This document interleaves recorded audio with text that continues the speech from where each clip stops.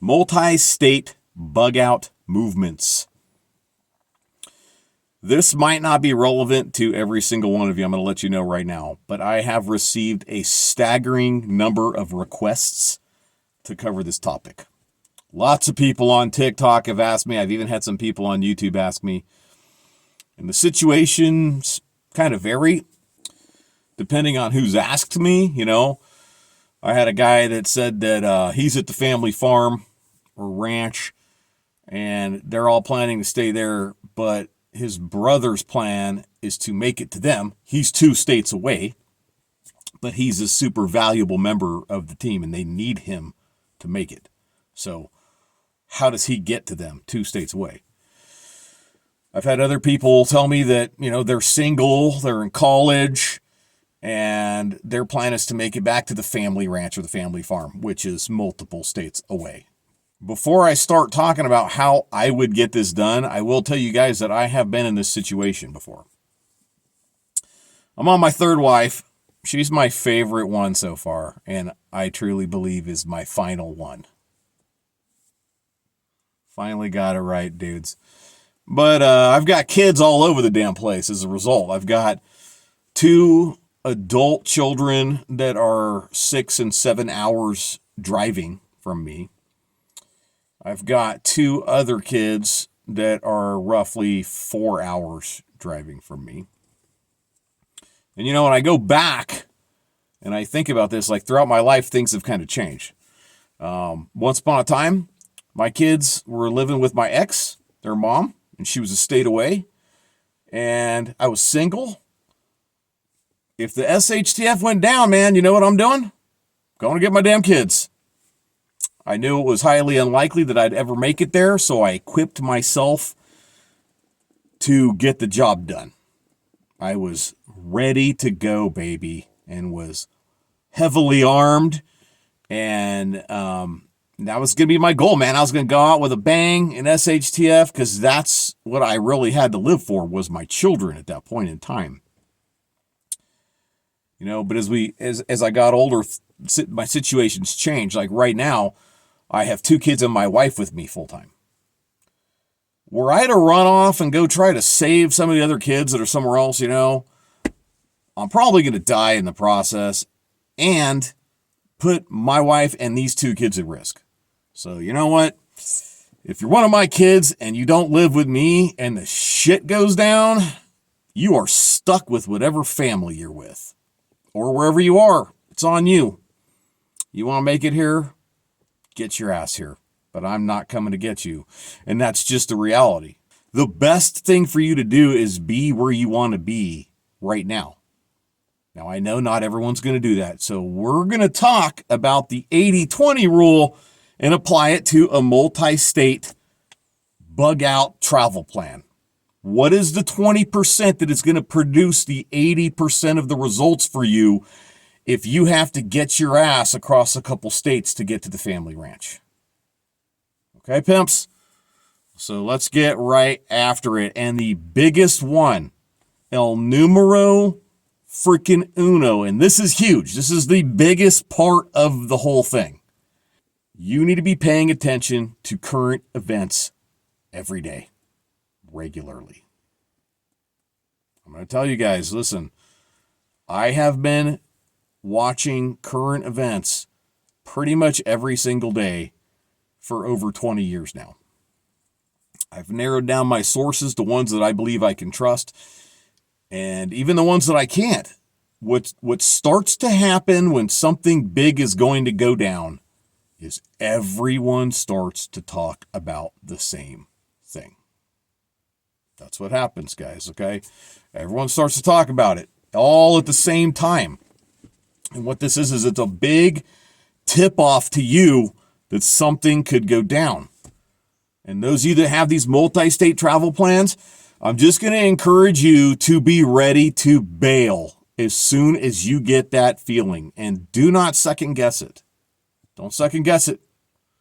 I've done it before, and my initial feeling was the right one. I'll give you a perfect example. We were in Arizona, camping out in the BLM, hiking all over the damn place out there when COVID started to kick off. We were camping with some friends, and their setup was super high speed, man. They were always watching the news and had this awesome solar setup with all these lithium batteries and all this shit. Man, my stuff was like primitive in comparison. I was still watching the news, though, in my regular sources, and I started to feel like something was going to happen. I got that feeling. I told my wife, I think we ought to run to town and stock up on necessities, basic stuff. And we were always pretty damn prepared while traveling, but we were survivalists. Let's keep it real. You can't be a prepper while you're on the road, most of the year. You can't do it, man. You're a survivalist. You're going to have to make it happen out there where you're at. And where I was at, I'm going to be eating burros, man. I got a shit ton of salt. I'm going to be salting and eating burros. And I'd learned some other things about the area as well that would help us get through. At any rate, guys, I had that feeling that we should run to the store and stock up on dried goods and go top off our water and all that kind of stuff. And she's like, she didn't really feel it. So she was like, oh, we're going to town in like 3 days. Do we need to spend the extra gas and go right now? And I was like, I guess not. But I was, in my back of my head, I was like, dude, it might be too late by the time we get to town. Guess what? Got to town. People had raided the shit out of the damn stores. It wasn't like we couldn't get anything, but we couldn't get as much as we could have got had I followed my initial gut instinct. So I'm going to tell you guys seriously, man, the number one thing, you have to pay attention to what's going on, and you have to be willing to pull the trigger, especially if this is a multi-state trip. Seriously, dudes. So the second thing you need to do, you need to make sure your shit is ready to go. You need to have whatever gas you're going to need in the garage to get you where you're going. Let's say you have to make a 700-mile movement, but your truck tank's only going to get you 400 miles. You need to be able to make up that difference, plus a bit. I would probably take that number and add 50% to it, to be honest with you, like 30% minimum. Let's say you've decided it's going to take you 20 gallons of gas to get where you're going. You want to have 30 gallons of gas with you, because you never know if you're going to be diverted or if you're going to be spending your time in low gears on non-paved roads to make it happen, or even off-road to make it happen. You're going to want to have that extra gas. I'd say 50%, dudes. Seriously. You want to have all the shit you're going to take with you ready to go. Multiple different kinds of packs. Pimps, I'm a bargain prepper. I really am. And I've always been a bargain survivalist. I've always focused on the minimalist shit and then doubled up on it to make sure I'm golden, redundancy items.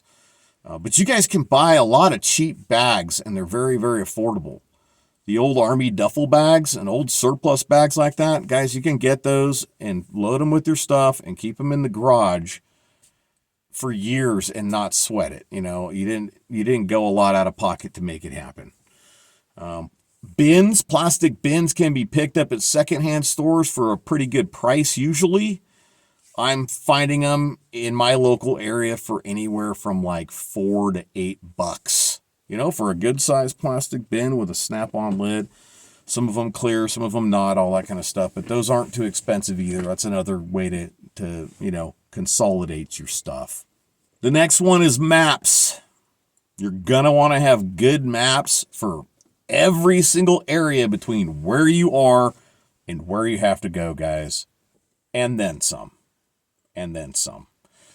It's not hard to pick up a 50 state or a lower 48 state map book and to just even tear out the pages that you feel you need. Usually they already come laminated in plastic. You can mark them up if you feel you need to.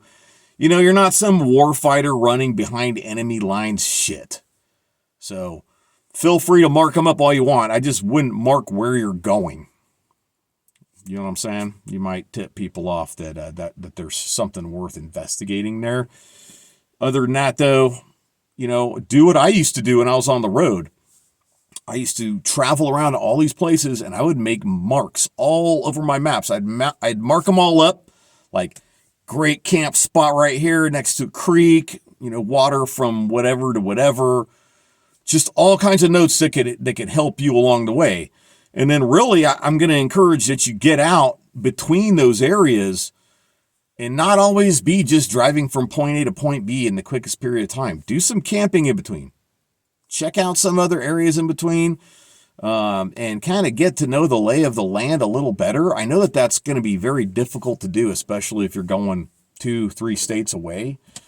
But you can definitely find some out of the way places where you could get off the road if you needed to, get out of sight of the asphalt, and get some sleep during the daytime if you need to, or at night, or whatever it is.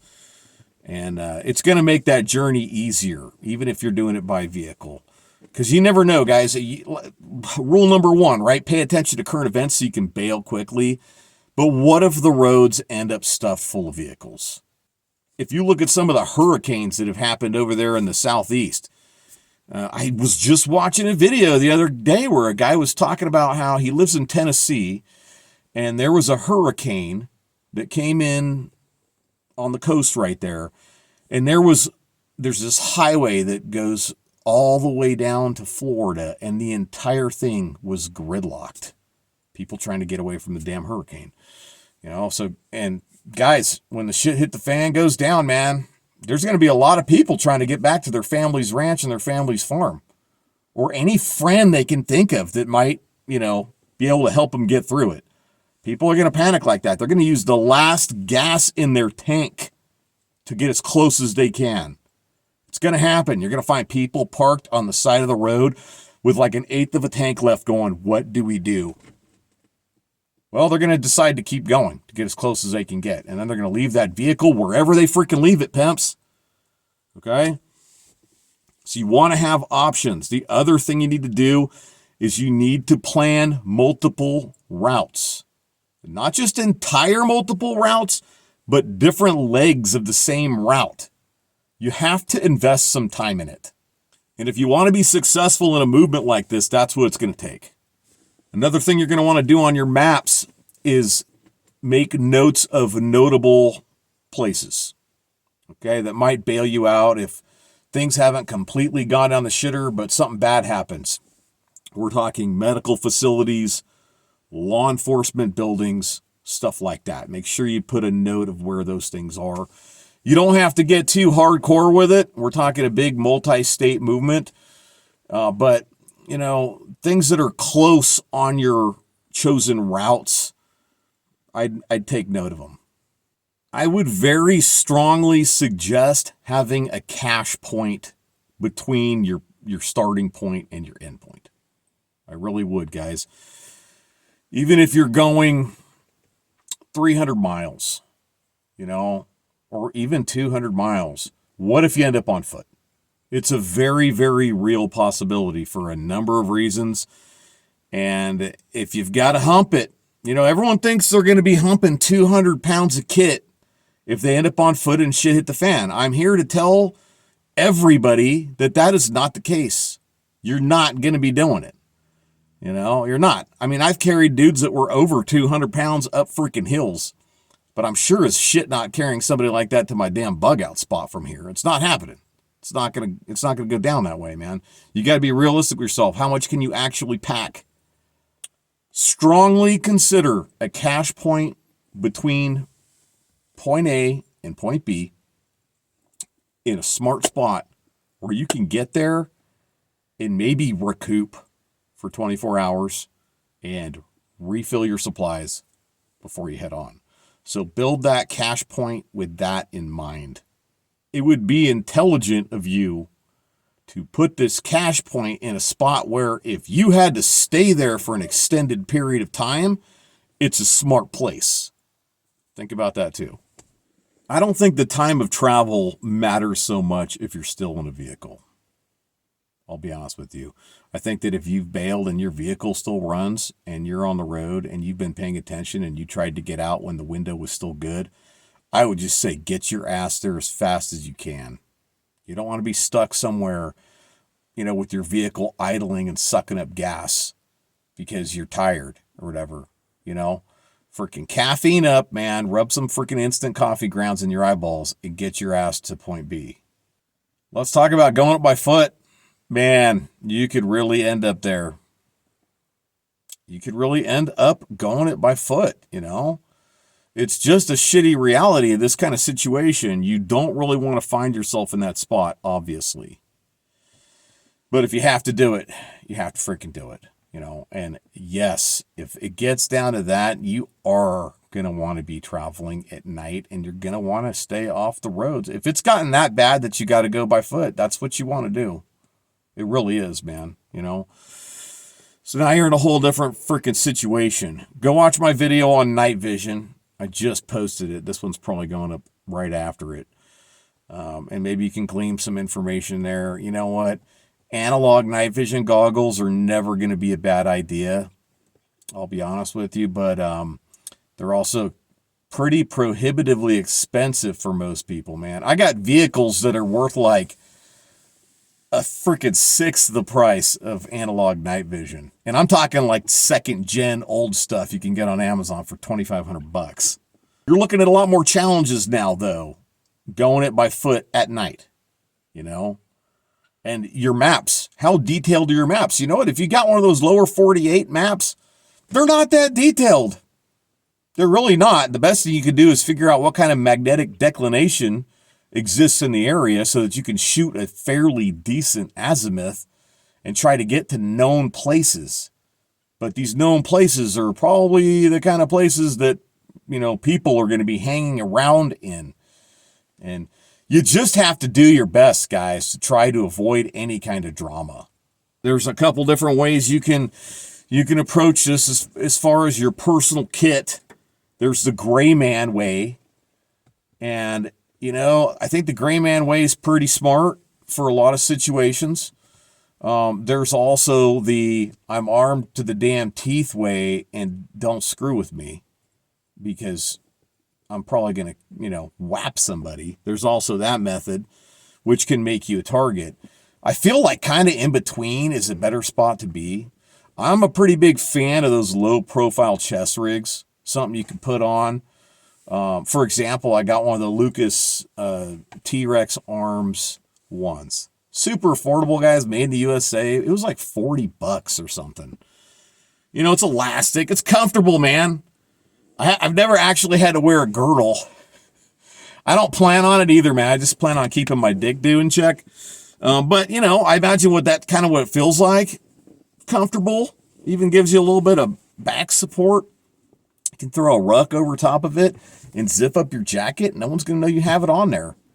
So if you got one of those and your rifle's not too scary looking as well, you can still be pretty damn effective and you're less likely to attract bad attention. I love going with earth tones myself.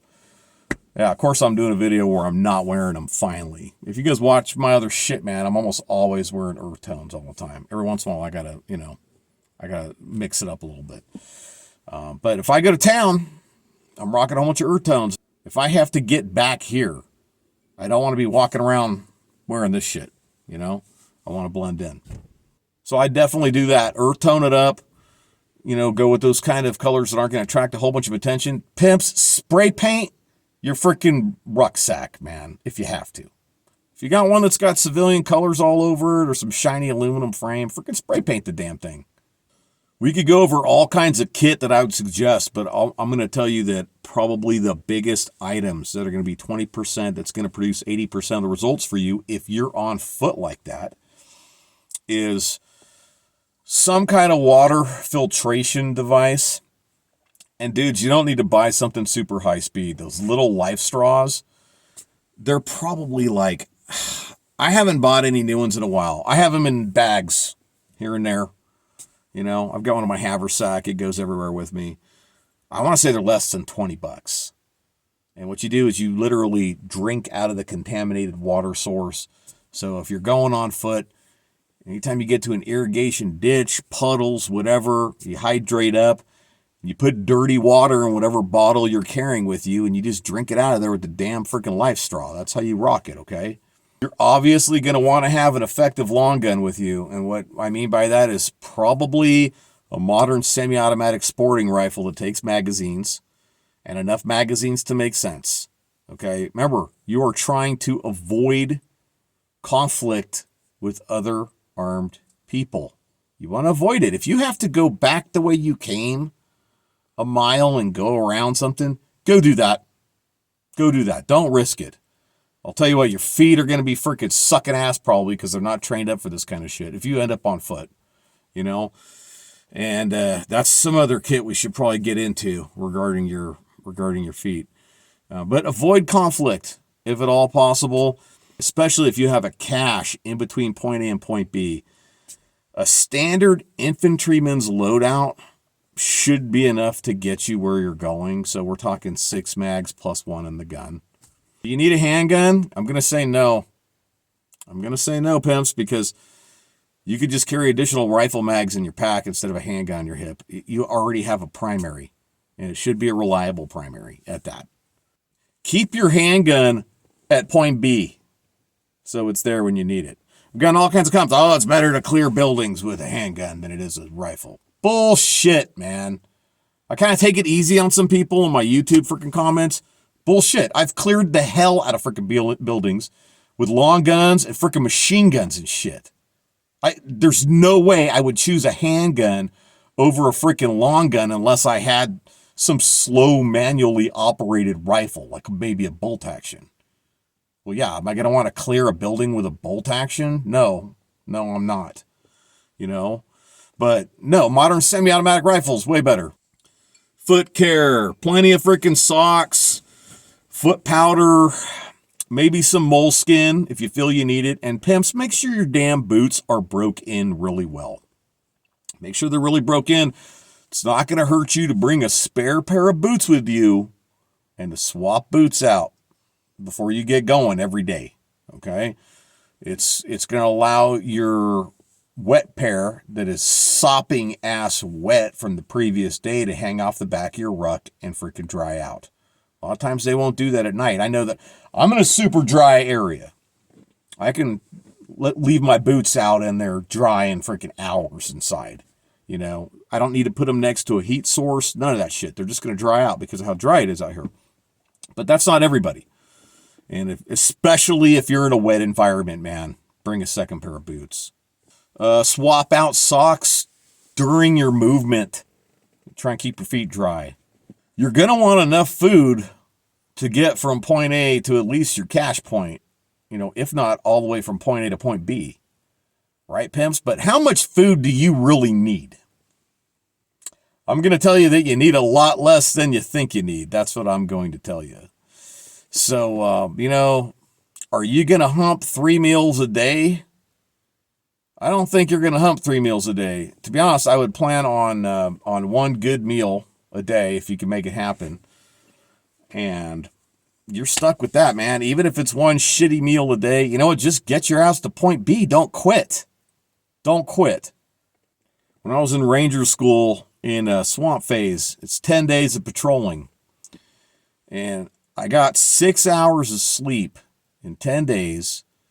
And we were afforded an MRE per day, but I didn't even get to eat one every day. And on the days I got to eat them, a lot of times I was too damn busy to eat anything except for the main meal packet, which probably had like 350, 400 calories in it. Okay, so if you look at it overall in that 10-day span, I probably had less than 4,000 calories in 10 days. You can do it. Just don't quit.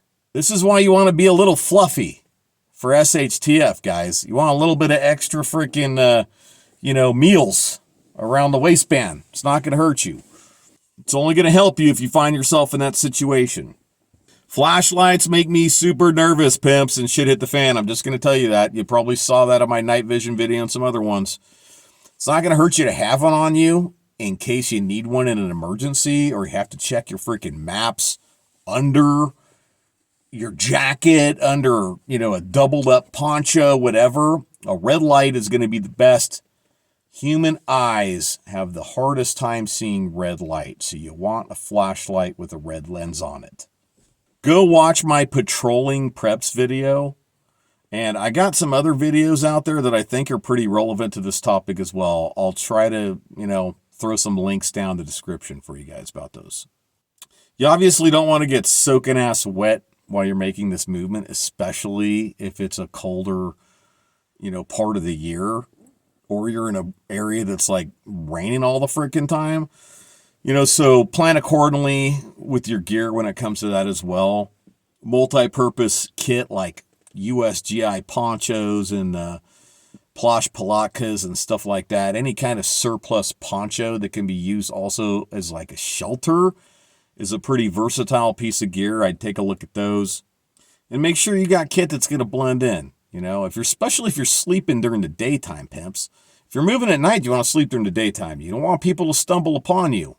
You want to be able to find your kind of like a little out-of-the-way spot that no one wants to go to. It's too shitty to want to walk through, and that's where you want to spend your day. That's it, guys. I hope that helped somebody out.